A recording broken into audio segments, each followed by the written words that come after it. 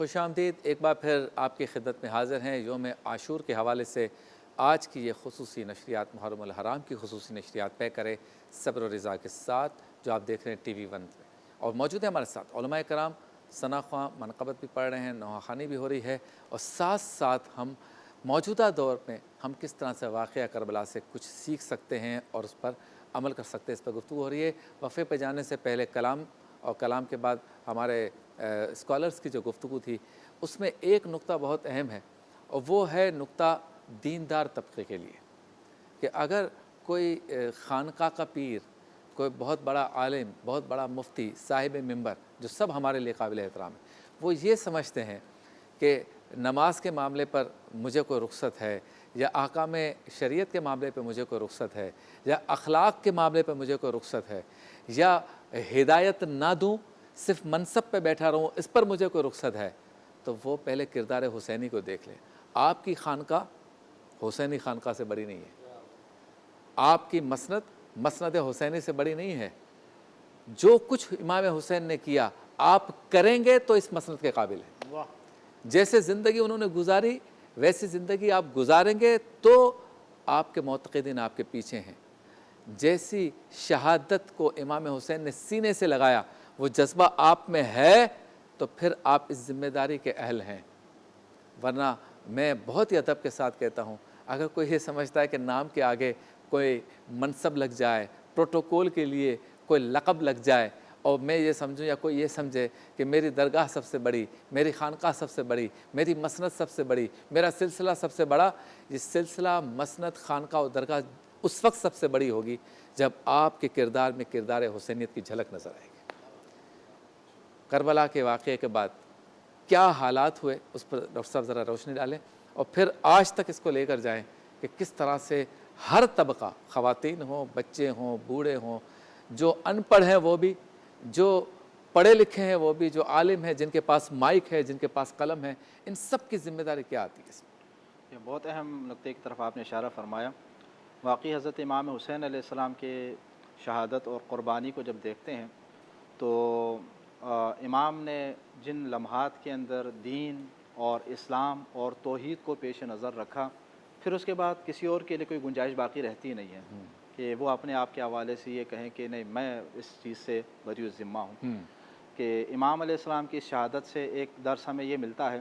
کہ جب دین کی بات آ جائے، جب اسلام کی بات آ جائے، توحید کی بات آئے، تو نہ اپنی جان کی فکر کرنی ہے، نہ اپنے بچوں کے جان کی فکر کرنی ہے، نہ اپنے خاندان کے جان کی فکر کرنی ہے، نہ اپنے عزیز و اقارب کے جانوں کی فکر کرنی ہے، اور نہ ہی اپنی شہادت کی اور اپنے بعد رہنے والے لوگوں کی اسیری کی۔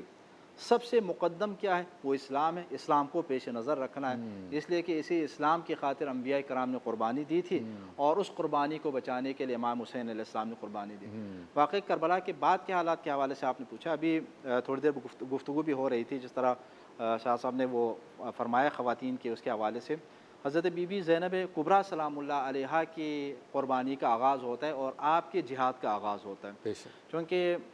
میدان کربلا کے اندر موجود جو ستمگر تھے، یزیدی تھے، اور یزید کے جو نمائندے تھے وہ اتنے ظالم تھے کہ انہوں نے امام حسین علیہ السلام کو قتل کرنے کے اوپر اکتفا نہیں کیا، ان کا غصہ اسی کے اوپر ٹھنڈا نہیں ہوا، بلکہ نواسے رسول کو شہید کرنے کے بعد آپ کے جسم کو بے گور و کفن میدان کربلا کے اندر رکھا، آپ کے سر مقدس کو کاٹ کر نیزوں کے اوپر بلند کر کے یہاں سے پھر آگے کوفے کی جانب لے جایا جاتا ہے، اور پھر کوفے سے شام یزید کے پاس لے جایا جاتا ہے۔ اور نواسی رسول ہیں حضرت بی بی زینب کبریٰ سلام اللہ علیہا، نواسی رسول ہیں، حضرت ام کلثوم سلام اللہ علیہا نواسی رسول ہیں، ان کو اسیر کر کے، گرفتار کر کے، پا برسن ان کے سروں سے چادریں چھین کر یہاں سے ان کو کوفے کی جانب لے جایا جاتا ہے، اور کوفے سے شام۔ آپ دیکھ لیجئے،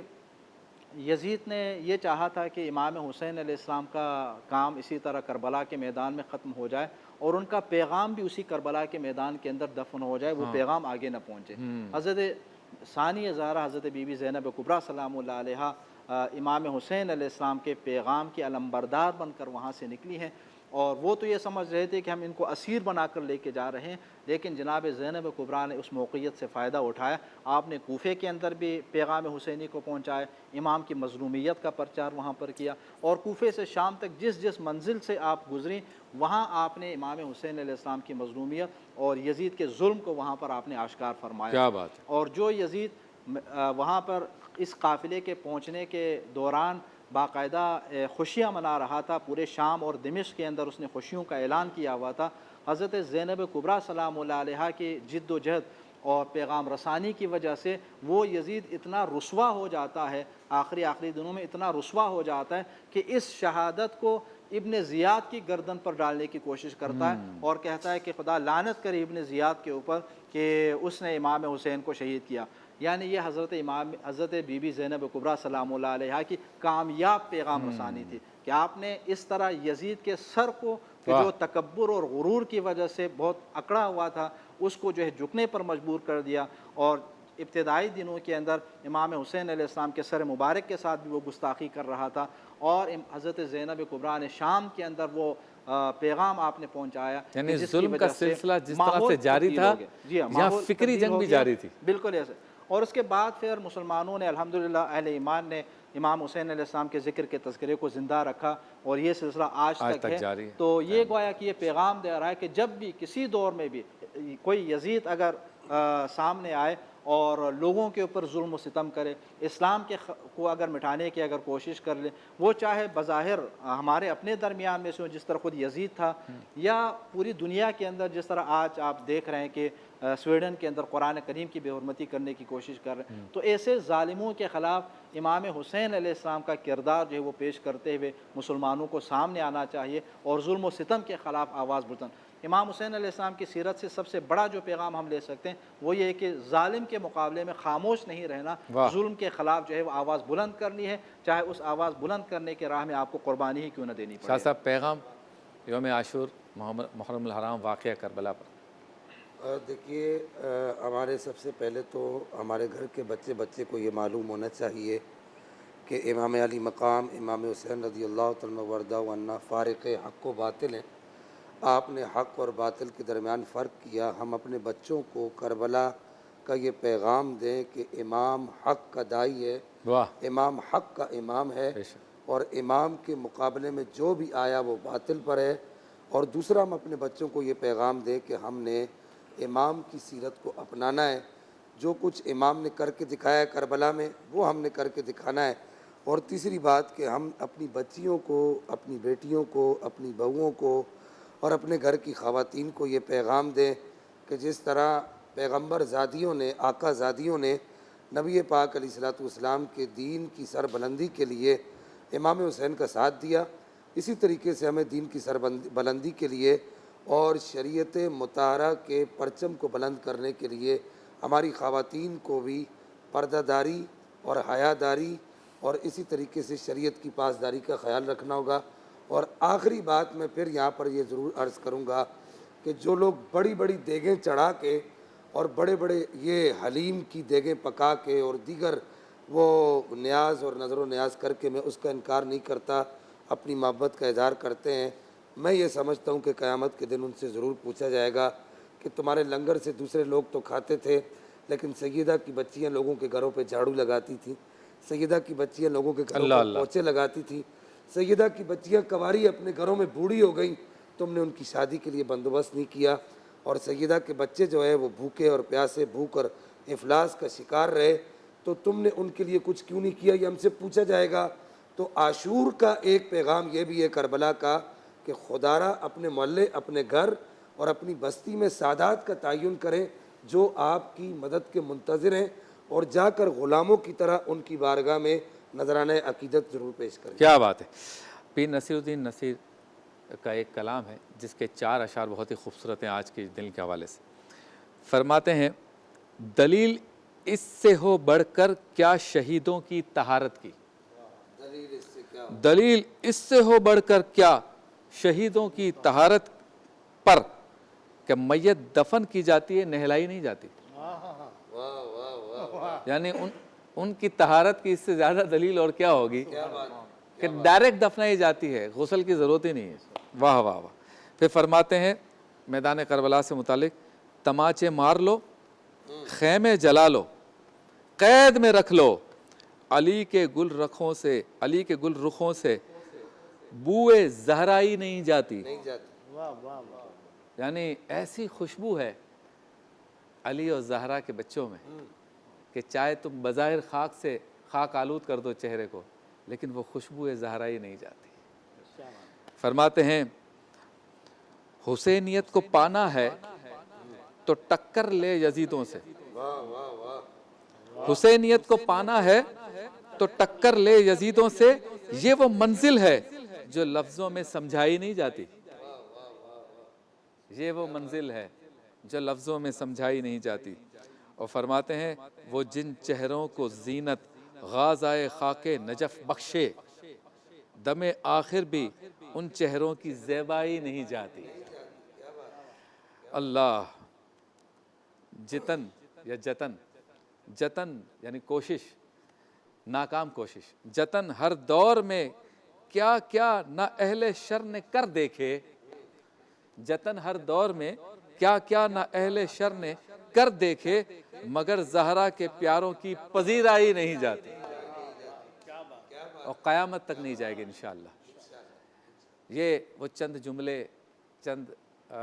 خوبصورت گفتگو کے ان ساعتوں میں جو کچھ نذرانہ عقیدت پیش کیا ہمارے علماء کرام نے ان 3 دنوں میں۔ اللہ تعالیٰ سے دعا ہے کہ اللہ تعالیٰ اپنی بارگاہ میں سے قبول و منظور فرمائے۔ کوئی غلطی کوتاہی مجھ سے، ہمارے دوستوں سے، ساتھیوں سے، علماء کرام سے، ثنا خانوں سے، نوحہ خانوں سے ہو گئی ہو تو معافی کے طلبگار ہیں اللہ کی بارگاہ میں بھی۔ اور کوئی جملہ ایسا ہو جو آپ کو ناگواہ گزرا ہو، کوئی گفتگو میں ایسا جملہ آ جاتا ہے، محسوس نہ کیجیے گا، ہم نے اخلاص کے ساتھ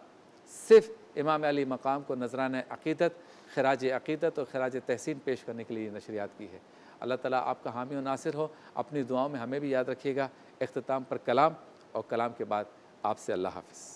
تو زنجیر میں جب قید ہوئے اہل حرم، شمر یہ بولا سنو غور سے اے فوج ستم، ہر قدم آل محمد کو ستایا جائے، آگ سی دھوپ میں عابد کو بٹھایا جائے،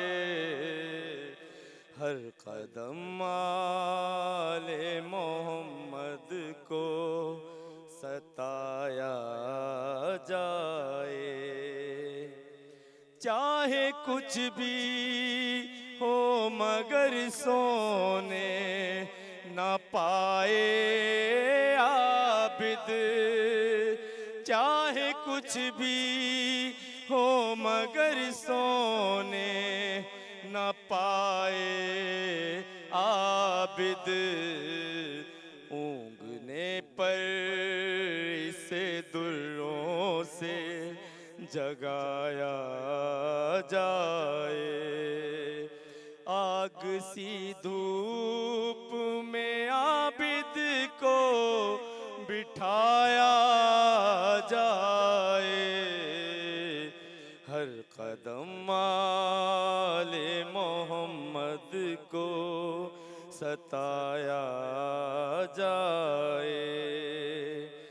راہ میں تم سے اگر پوچھے کوئی زینب کا، راہ میں تم سے اگر پوچھے کوئی زینب کا، بنت حیدر کو وہاں باغی بتایا جائے، آگ سی دھوپ میں عابد کو بٹھایا جائے، ہر قدم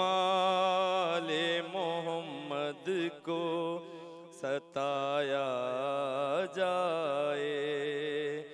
جس کسی موڑ پہ میں خاروں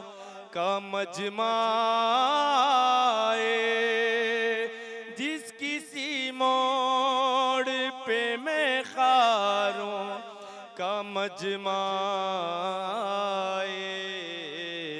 قافلہ لے کے وہاں لازمی جایا جائے، آگ سی دھوپ میں عابد کو بٹھایا جائے، ہر قدم آل محمد کو ستایا جائے، آہ بھرتے